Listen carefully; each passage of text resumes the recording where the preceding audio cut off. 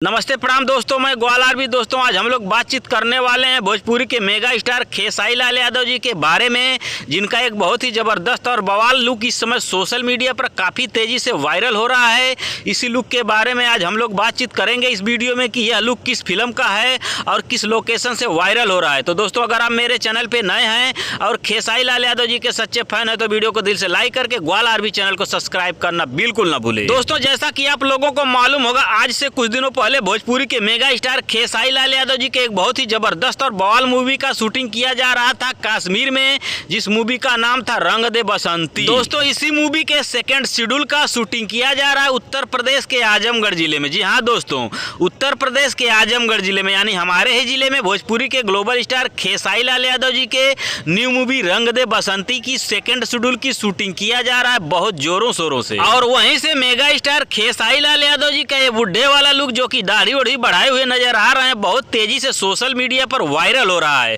तो दोस्तों खेसारी लाल यादव जी का ये लुक आप लोगों को कैसा लग रहा है, नीचे कमेंट करके हमें जरूर बताएं। और दोस्तों वीडियो पसंद आए तो वीडियो को अधिक से अधिक लाइक करें, कमेंट करें, शेयर करें। धन्यवाद दोस्तों।